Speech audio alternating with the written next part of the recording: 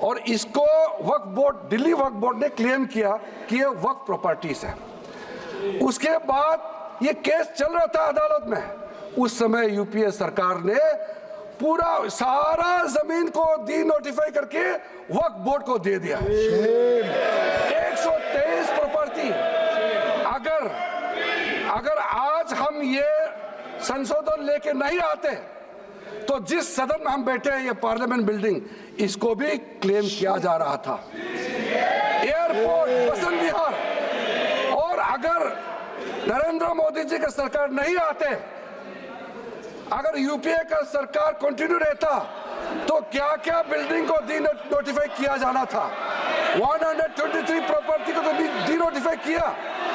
मैं रिकॉर्ड में कह रहा हूं, अपने मन से कुछ नहीं कह रहा हूं, मैं ऑफिशियल रिकॉर्ड का बात बता रहा हूं। अध्यक्ष महोदय, आप काहे को उछल रहे हो?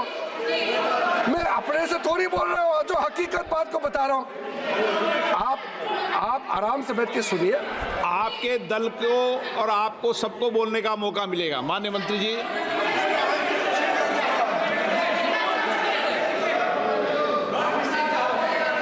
सर, मैं फिर से कह रहा हूं, मैं एक शब्द अपने ओर से नहीं कह रहा हूं। जो घटना है, जो हकीकत है, यही कह रहा हूं।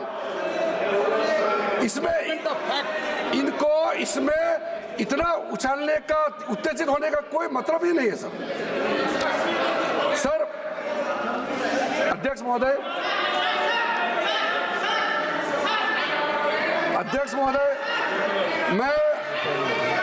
मैं आपके माध्यम से सदन को कहना चाहता हूं कि जो संवैधानिक बात उठा करके लोगों को गुमराह करने का जो प्रयास किया जा रहा है, उसको भी देश के सामने में सही बात रखना बहुत ही जरूरी है।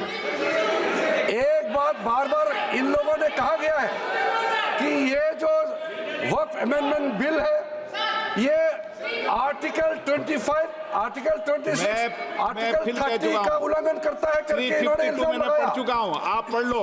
कभी भी डिबेट के बीच में पॉइंट ऑफ ऑर्डर नहीं होता है। व्यवस्था दे दी है, पंथवाना कभी। माननीय मंत्री जी बोलिए।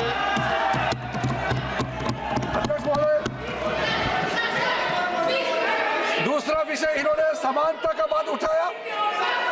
आर्टिकल 14 का इक्वालिटी को लेकर के उन्होंने सवाल उठाया, उसका भी मैं जवाब देना चाहता हूं। अध्यक्ष महोदय, ये कोई तरीका नहीं है। माननीय अध्यक्ष की व्यवस्था अंतिम व्यवस्था होती है। बोलिए मंत्री जी, आप बोलते जाओ।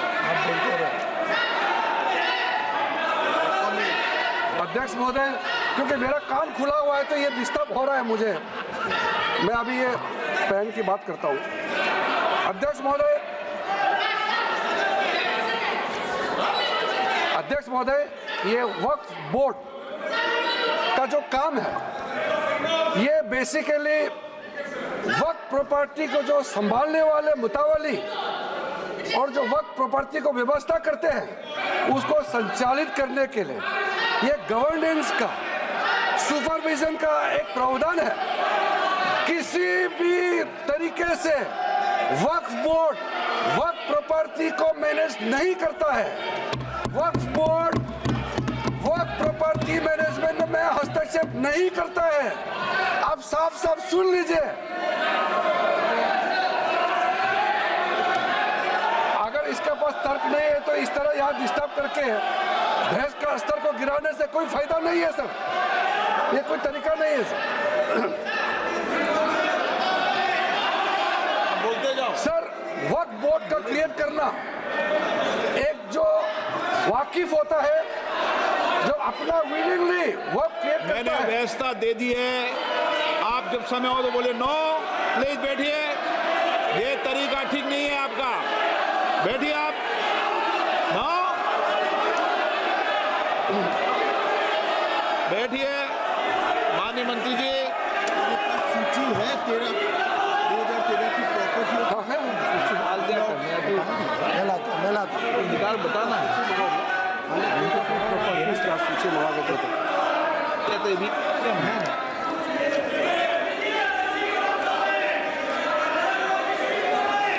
अध्यक्ष महोदय, सबको बोलने का मौका मिलने वाले हैं, तो बात को शांति से सुनने के बाद आप अपना बात रखिए। ये कोई तरीका नहीं होता है सर।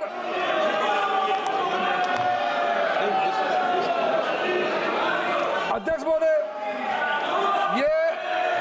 ये जो उन्होंने गुमराह करने का कोशिश किया गया है, ये मैं कुछ केसेस आपको बताना चाहता हूं सर।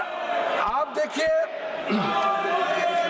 आर्टिकल 25(1) क्या कहता है, संविधान का अनुच्छेद आर्टिकल 25(1) कहता है subject to public order, morality and health and to the other provisions of this part, all the persons are equally entitled to freedom of conscience and the right freely to profess, practice and propagate religion.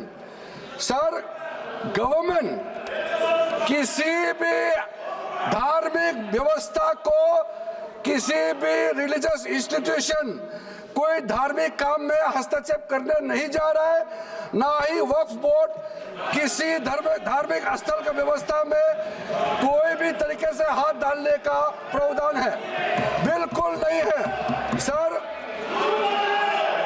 आप अगर हम कोई नमाज, sir ये क्या झूठ बोल रहे हैं, ये कॉन्स्टिट्यूशन, हम कॉन्स्टिट्यूशन का प्रावधान पढ़ रहे हैं फिर भी झूठ बोल रहे हैं, ये कॉन्स्टिट्यूशन को नहीं मानते हैं सर।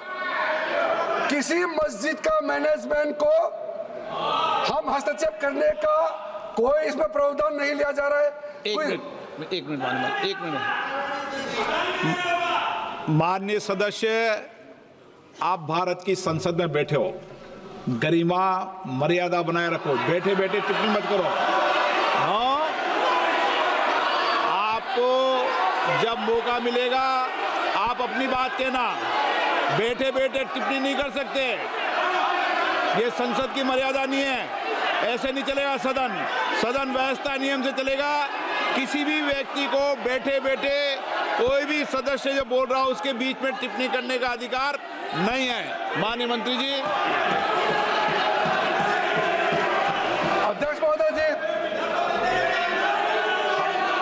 ये वक्फ बोर्ड का जो प्रावधान किसी मस्जिद, किसी मंदिर, किसी धार्मिक स्थल का व्यवस्था का कोई लेना देना नहीं है, ये सिंपली एक प्रॉपर्टी का मैनेजमेंट का विषय है।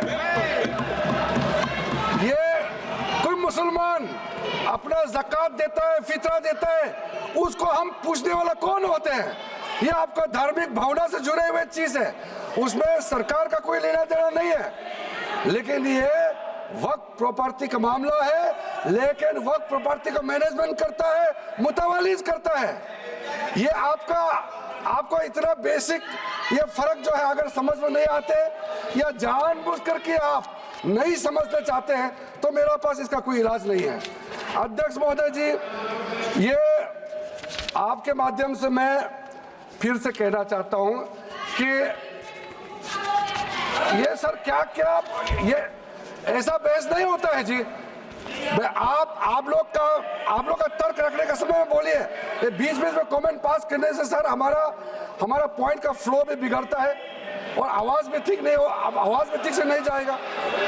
आप क्या चीज को जवाब देंगे सर? इसमें मैं कई ऐसे केसेस है जिसको मैं रेफर कर सकता हूं, लेकिन सदन में 3 केसेस का मैं रेफर करूंगा तो दूध का दूध पानी का पानी हो जाएगा कि ये धार्मिक व्यवस्था से कोई लेना देना नहीं है।